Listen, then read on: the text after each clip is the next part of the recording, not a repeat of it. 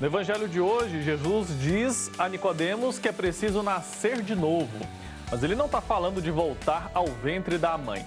Ele fala de um renascimento interior, de uma transformação profunda, espiritual. Essa mensagem é atualíssima.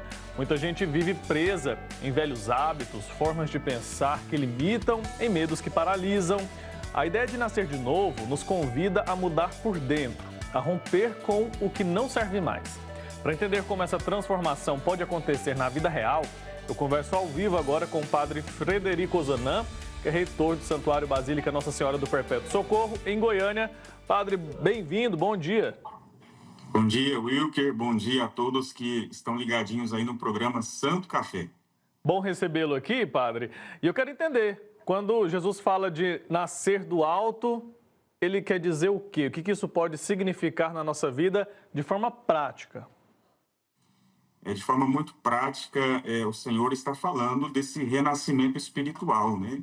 Santo Agostinho, um dos santos padres, ele diz, interpreta esse texto numa linha profundamente batismal, né? O nascer do alto para o Cristo não significa aquilo que de forma equivocada pensava Nicodemos. Será que eu tenho que voltar para o ventre da minha mãe? O Cristo fala não, né?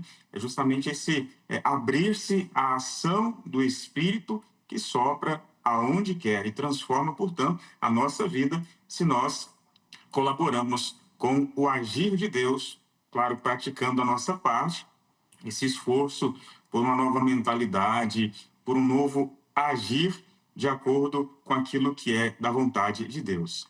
E por que é tão difícil a gente mudar de verdade por dentro? O que complica tanto para nós fazer essa autoanálise e, de fato, promover uma mudança, uma transformação?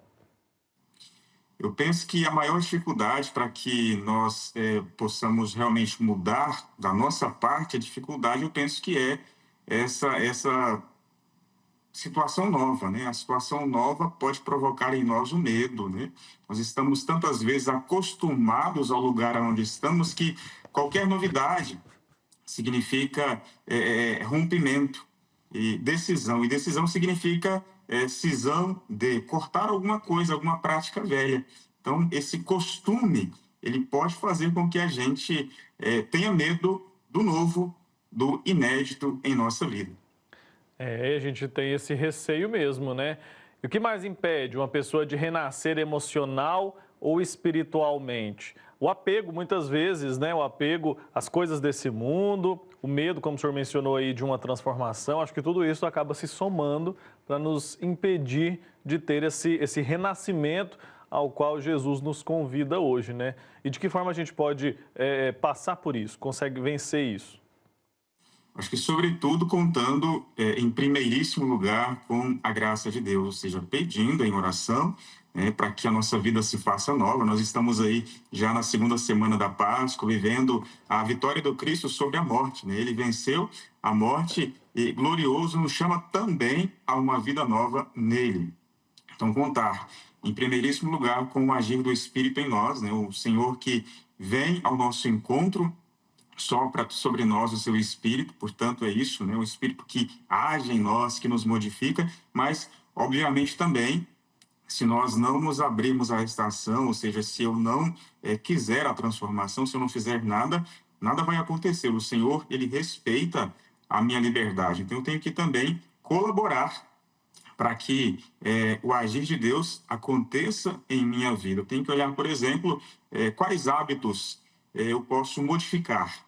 O que eu posso fazer de verdade na minha vida? O que eu tenho que abandonar de hábito velho, aquilo que significa vida velha, que não corresponde mais aos meus anseios, especialmente aquilo que é vontade de Deus? O que eu posso abandonar de concreto? O que eu posso assumir para a minha vida que vai produzir em mim a novidade que Deus tanto quer, né? Portanto, uma vida feliz.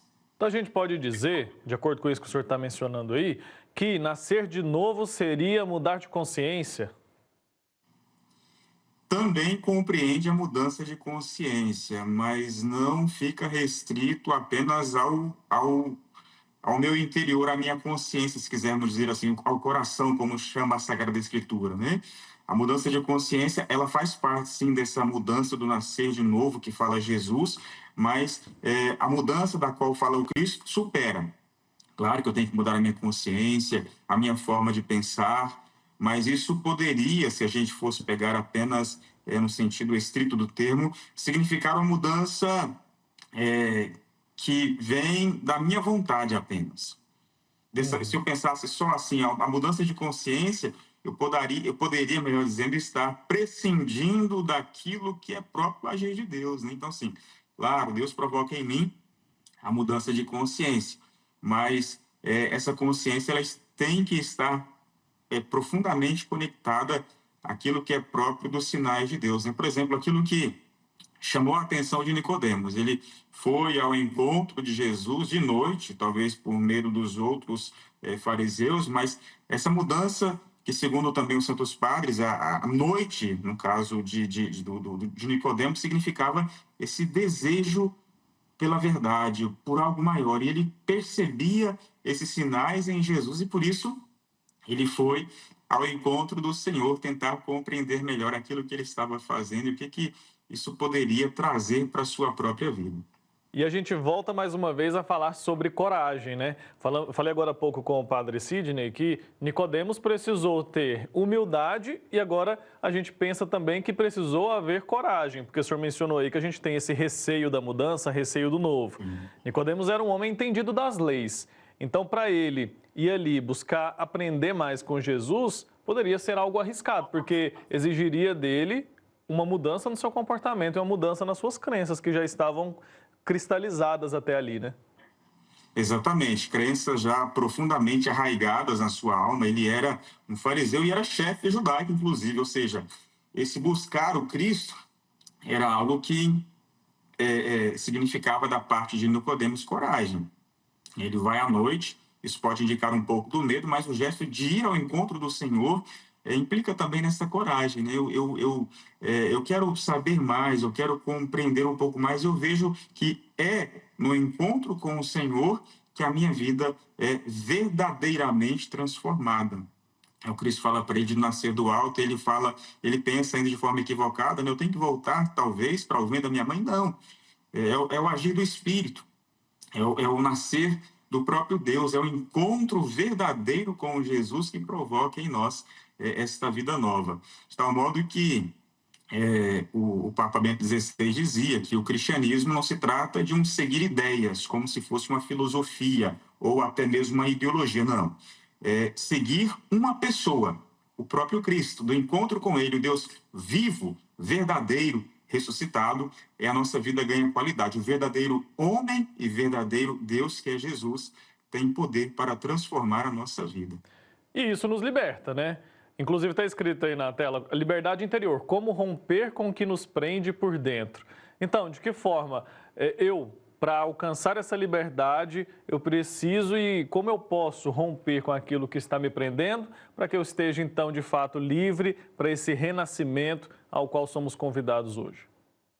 Eu digo duas palavrinhas, abertura e coragem. Abertura para o agir de Deus, que suscita em nós vida nova, que nos provoca, né? Tantas vezes nós somos marcados pela inquietação, né? Parece que a minha vida não está indo tão bem assim. Eu vou sentindo, por meio de manifestações interiores e exteriores, que eu preciso fazer algo para mudar a minha vida. Então, essa abertura para Deus, né, que vem ao meu encontro, propondo vida nova, mas também coragem de abandonar velhas práticas, de abandonar, por exemplo, vícios, coisas que nos aprisionam, nos apequenam, para que, de fato, Deus seja tudo em nós. O encontro com o Senhor, ele é realmente libertador. O Senhor, que sai do sepulcro vitorioso, quer que também nós saiamos do sepulcro, ou no caso de Nicodemos, sai da escuridão na vida para o encontro com a verdadeira luz que é Cristo Jesus.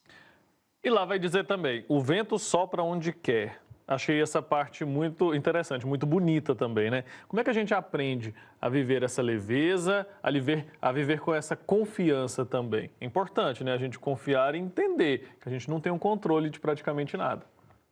Essa confiança em Deus, ou seja, o confiar-se à providência divina que supõe o nosso agir, a gente celebrava ontem a festa da Divina Misericórdia, né? Jesus, eu confio em vós. Então, essa confiança, porque o Espírito, ele age de forma livre, né? O agir de Deus, ele acontece aonde ele quiser. Então, nós temos que estar sempre abertos para que este sopro, esse hálito de vida, né, nos alcance, nos liberte, nos transforme, arranque do nosso coração toda a poeira de vida velha, tudo aquilo que não mais corresponde à vida de quem foi batizado, portanto, nasceu da água e do Espírito, e quer estar comprometido sempre com Jesus, que é fonte de água viva que renova para valer o nosso existir, o nosso caminhar. Então, deixar a luz do Cristo ressuscitado realmente dissipar as trevas do nosso coração.